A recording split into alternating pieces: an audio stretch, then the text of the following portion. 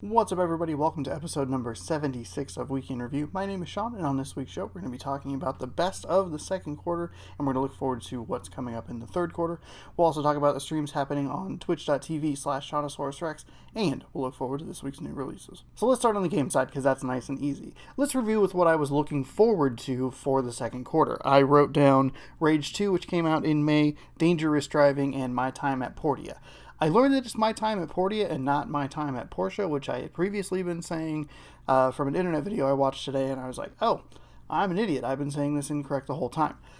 Both Dangerous Driving and My Time at Portia were games that I played probably 4 hours of each, and for whatever reason, ever since I've started this show, and probably even before that, but it's really since I started doing this show on a weekly basis where I really noticed that for whatever reason, 4 hours is that weird mark of like, I'm either going to continue this game for a very long time, or I'm going to wrap it up, put it away, and never touch it again. And that bit My Time at Portia and Dangerous Driving kind of both in the butt. And while I liked both games, they came out at a bad time for me personally, where I was playing through the complete series of The Walking Dead, so that kind of took like a forefront sort of position in my head of like, I'm going to play this on stream for like a night or two, but I really got to get back to The Walking Dead and continue that story. And so I think that kind of goofed it up.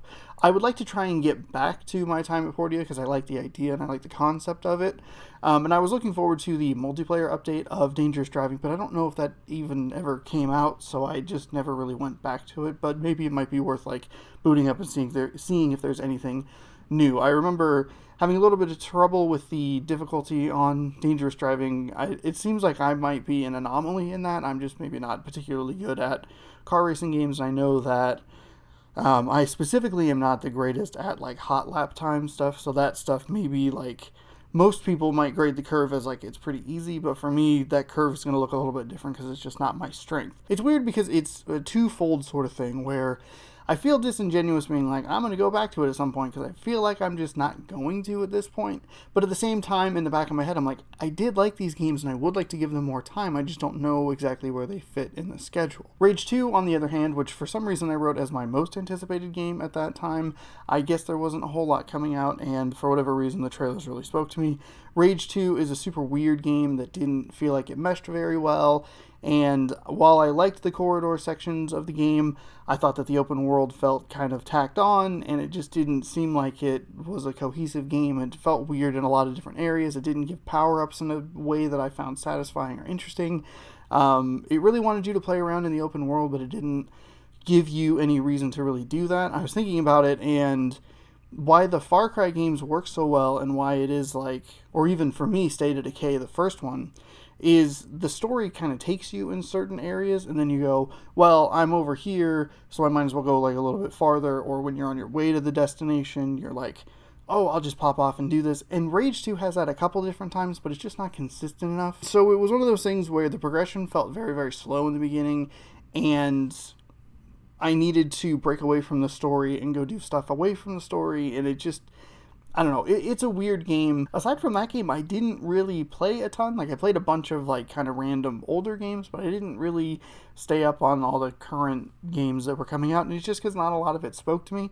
I ended up playing A Plague Tale: Innocence, which is a game that I thought was really good for 2/3 to 3/4 of it, and I thought it really kind of fell apart at the end. It took the focus away from what the strength of the game was, which was its setting and kind of, like, puzzle solving and its tone and, like, the creepiness of the world, and it focused it more where it wasn't as strong, I felt, in the combat system, and I thought that it just kind of dragged on like a little bit too long. It probably is like an hour and a half to 2 hours too long, and there's a terrible boss fight at the end, and it sucks that like the game, I mean, doesn't completely undo everything that happened before that, but it definitely puts a damper on it where it's like, I really liked the first 7 to 8 hours of it, but those last 2 to 3 were really rough, and it just wasn't all that great. And so there wasn't really anything that jumped out at me that really stuck out and was like, oh my gosh, this is the game of the year so far. And it didn't help that like 3 extra games came out right at the tail end with Super Mario Maker 2, Judgment, and The Sinking City, which I haven't even gotten to play yet. And I feel like that's happened several different times with these quarter in reviews where it's like nothing, a bunch of stuff right at the end. And I'm like, I don't have time to get through all this stuff. Like I can't, I'm sorry. So the video game list is going to stay the same. It's going to stay at that Yoshi's Crafted World, Lego Movie 2, the video game, and The Occupation. Unfortunately, quarter 2 just didn't really have anything that stuck out. It had some good stuff, and I'm sure there's a ton of stuff that I missed because I obviously don't get to play everything, but I don't know, quarter 2 from a video game standpoint felt kind of weak. Part of that is a lot of releases came out that I wasn't necessarily super interested in. Part of that was also what I was focused on playing, which was like a lot of Walking Dead. I played a bunch of older stuff and did some random streams. But I do want to note 2 things that didn't make it into the show on the game side, and that would be 2 DLCs that were announced during E3 at Microsoft's conference in State of Decay 2's Heartland DLC and the LEGO Speed Champions Forza Horizon 4 DLC. I think they're both really great and really interesting and great additions to base games that I already enjoyed, even if State of Decay 2 seemed like it was way more difficult than I remember it being, and I died like 2 or 3 times, and I was like, this is really frustrating. Like, I streamed it for like 5 hours, and there was one point where after I had died the second time, I like set the controller down and was like, I'm going to be back, because I was really annoyed with it, and I don't know, it reminded me of why I liked State of Decay 2 so much, or the State of Decay franchise so much, but it just didn't, I don't know, something about the game just felt like I was really struggling with it more. Forza Horizon 4's LEGO Speed Champions DLC reminds me of why I love Forza Horizon so much, and it did a great job of kind of fixing some of my main complaints of the first game, which I believe the Fortune Island DLC did as well, where it made the overall goal shorter and more attainable, and it actually gave you a short goal where it's like you need to earn through 300 bricks or whatever the heck it is, and there's all kinds of challenges to do, and I like the way the challenges are set up, and they're super interesting and fun, and it's one of those sweet loops of like, I'm only like 2 races away, so might as well just hang out for another 20 minutes or whatever. But then the Forzathon live thing is going to start in 5 minutes, so you might as well stick around to do that. But then you get some more challenges, which means you unlock things, and then that cycle really repeated itself. It repeated itself so well that I streamed that game for 5 hours, took a break for an hour, and then just played it for the rest of the night. I was up until 1 a.m. in the morning playing this game because the game hit that sweet like carrot on the end of the stick thing that like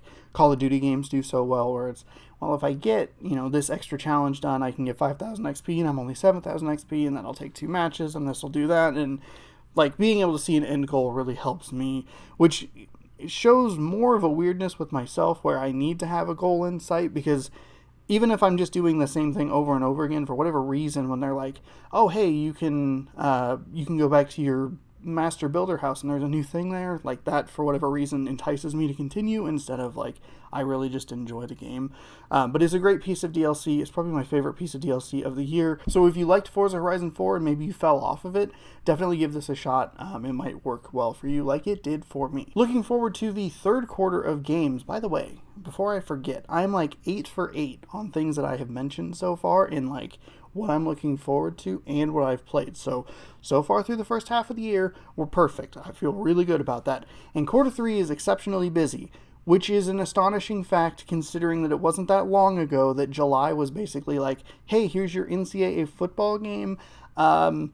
That's it. Good luck finding anything else new because no one's putting anything out. But 2019 is a different year, and it starts this Friday with Sea of Solitude, which I'm really looking forward to. It got announced last year at EA's E3.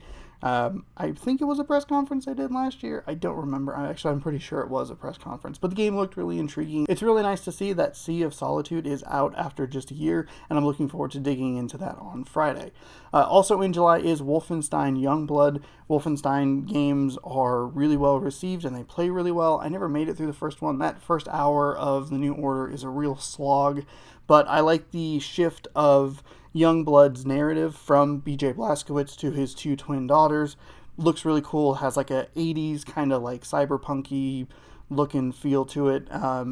And it's a co-op game, which is a new addition to the Wolfenstein franchise, and I think that is really interesting and can change it up. They also have a different studio working on it, in addition to Machine Games, who made the first, I guess it would be 3 at this point, first 3 games in Arcane Studios, who is known for their Dishonored series, which is more stealth-based. And what makes that interesting is the way they've talked about this game seems like it's a little more open-ended, where specifically the New Order, because that's the one I have the most experience with, doesn't feel like there's a lot of different ways you can tackle stuff sometimes, but this one seems like you have different play styles at your disposal. So Youngblood seems like it may be a little bit more of a versatile game.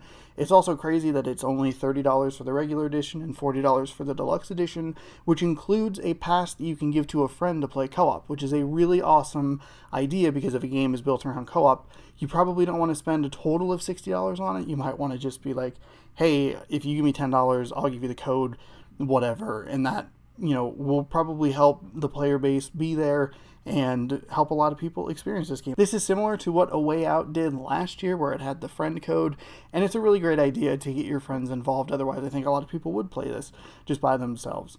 It's a great idea. Please, more studios implement this. Like, if Sea of Thieves had this, that'd be fantastic. Sea of Thieves, I get, it's on a different level because it's an Xbox Game Pass. I understand that. But give more friend codes. It's really, really awesome. The last game that I want to point out that I'm going to make a real effort to play is Control, and it's by Remedy, who did Alan Wake and the first 2 Max Payne games and Quantum Break, which is a game that I enjoyed from like a story perspective, and I thought it was kind of cool the way they used the Xbox's initial pitch as like a game and TV machine. Like, I know that video gets passed around because it's like TV, sports, Call of Duty. It's a really bad press conference. I get it.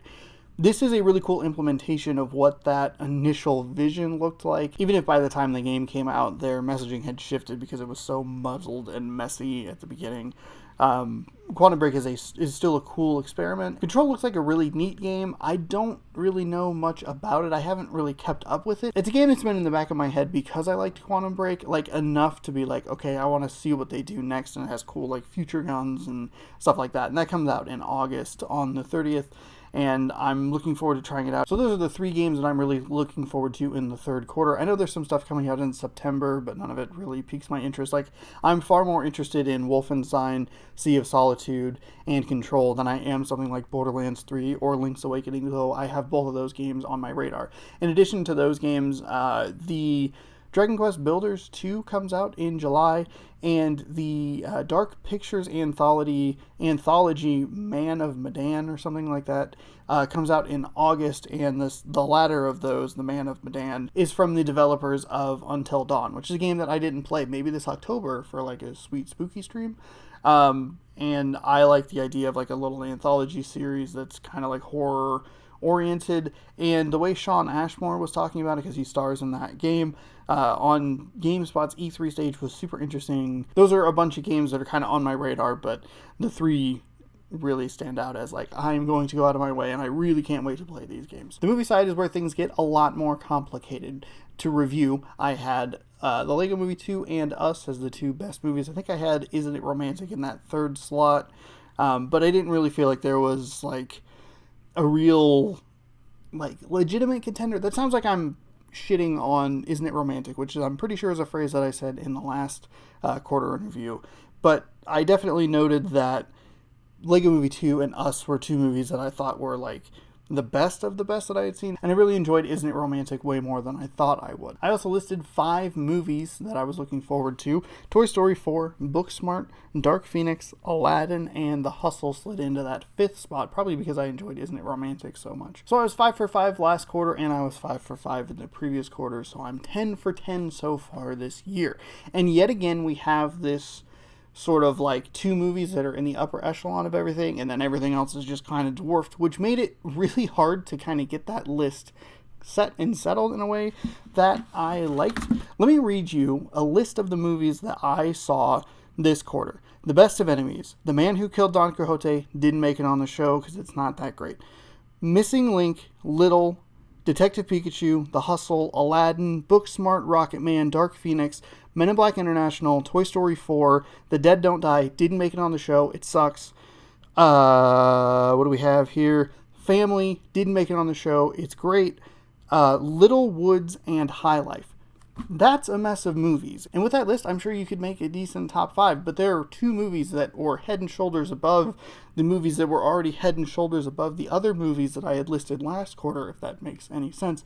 And that's Booksmart and Toy Story 4, which are easily by far the 2 best movies of the quarter. They're the 2 best movies of the year. I don't have a super clear reason for why I would put Booksmart ahead of Toy Story 4. It's just one of those like gut things where Sunday after I was done watching Toy Story 4, I sat there and I was like, I know for a fact that these are the 2 movies that are the best of the year, that are the movies I liked the most this year, like, unquestionable. Like, for as much as I liked Us and the Lego Movie 2 and stuff like Family and Rocket Man, and even movies that other people didn't like, which would be Aladdin or Dark Phoenix, these were far and away easily the 2 best movies of the year.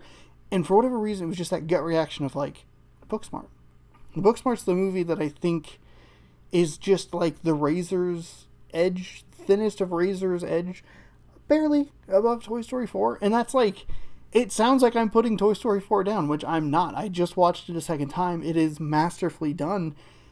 Booksmart clicks with me in a different way that I think Toy Story 3 did such a good job with, of like, Booksmart hit in such a way of that change, of the fear of change, and in the way Molly is, and her character wants things in a very certain way, and she has everything planned out because she's fucking terrified of losing Amy.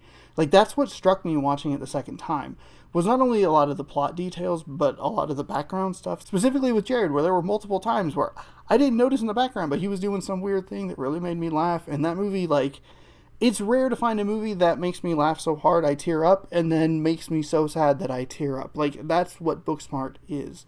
And it's an incredible movie, and it's, by the slimmest of margins, my favorite movie of the year so far. I do feel really good about being able to say that I saw all 10 movies so far this year that I've written down, and about 10 more. Some of them didn't even make it on the show. And similar to the movies in the third quarter, specifically in July and August, are super packed. I checked September, but it didn't seem like they had a ton of movies listed for that particular month, because it seems like it's too late for summer because kids are back in school, but too early for award seasons because you don't know if those movies are going to click or stick in the critics' minds when they're handing out the nominations for the Academy Awards. On July 12th, we get Stuber, which is Kumail Nanjiani and Dave Bautista in a buddy cop comedy. And boy, not buddy cop. One of them's a cop, the other one's not. It doesn't matter. Buddy comedy is the words I was more looking for. And it looks like a style of comedy that's going to work very well for me. We'll probably see Dave Bautista a little bit down the line. 2 weeks after that is the new Quentin Tarantino movie, Once Upon a Time in Mexico. I really, really, really, really, really despise The Hateful Eight. And when they announced that this movie was coming out, I was like, I don't know if I really want to watch this. I really didn't like his previous movie. But I watched the trailer. I think I've seen 2 of the trailers, and for whatever reason I was like, yeah, alright, I'm back in. I'll go see this. Which probably means that I was maybe a little dramatic about the previous movie. That's not true. It's terrible. And it seems like we're working in 2-week increments, because I believe 2 weeks after that is the 9th, which sees the release of The Kitchen, which is a comic book based movie with Tiffany Haddish and Melissa McCarthy. That's all you really need to tell me. I haven't seen a trailer for The Kitchen, but that's totally fine. After that is Good Boys, which another hard R raunchy buddy comedy that is probably going to work for me. I liked what I saw in the trailer. And then to round out the list is My Spy with Dave Bautista. We'll start and end with him. It's a Bautista sandwich. That movie looks really goofy in a good way. Something about the trailer is just sticking with me in a way of like, yeah, you're going to like this. It may not be the best movie in the whole wide world, but I also wrote down The Hustle last time I did this, and that movie turned out to be pretty great. And if My Spy can just be that, that's totally fine. Not everything needs to be a Best Picture. It can be a silly, goofy comedy and, have a good time, call it good. There you go. There's 5 movies I'm looking forward to over the next 2 months. I was going to say the full quarter, but they're only through August. September, I don't know. I don't know what I'm going to do. I'm going to be at a loss. I'll be like, do I go to a theater? Then I'll go to the wrong theater. It'll be at a play, and then I'll be confused. And I'll be like, stage? Acting? Oh, I forgot. I saw Shazam in March. which was, I think, 2 weeks before the movie came out. And I remember when I reviewed it, I said, you know what? I'm not going to count this as a quarter one movie because it doesn't technically release to everyone until April 5th. I'll count it as a quarter two movie. And in my head, I thought, I sure will hope to remember this in 3 months. And I didn't. In fact, it wasn't even 3 months. It was 3.5 months. So I gave myself 2 extra weeks to not remember. And then I didn't remember. And then I was prepping for the show. And then I did remember. And then as I was recording it, I skipped over it because I wanted to come back to it, got lost in some different point, and then ended up forgetting. So maybe don't do that again in future, Sean. Shazam is good. Shazam. That would be like a solid round out of like a top 5. If you went Booksmart, Toy Story 4, Rocketman, Family, Shazam. Bam. There's 5 movies. Finally, we'll look forward to this week's new releases. We've looked really, really far off into the future. What's out this week? Well, Spider-Man Far From Home and Midsommar are in theaters. I'm not particularly interested in either one of them. I'm like kind of tempted to go, but I'm also kind of like, I don't really care.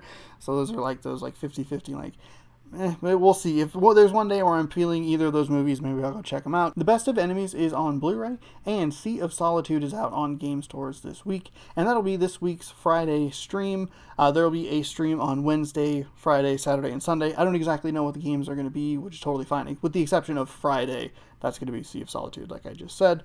And those will be over on twitch.tv/Shawnosaurus Rex. Thank you all so much for watching this episode of Week in Review. If you like the content, scroll on down and hit that subscribe button. If you like it enough, you can scroll on down and let me know what was your favorite game you played this quarter, what was your favorite movie you saw this quarter, what are you looking forward to in the next couple of months. Be sure to check out the streams over on twitch.tv/Shawnosaurus Rex on Wednesday, Friday, Saturday, and Sunday. And be sure to stay tuned right here for more Week in Review every Tuesday. See you next week. I should mention that the best limited edition item I bought was this sweet Hoopfest PNW tank top. Hell yeah.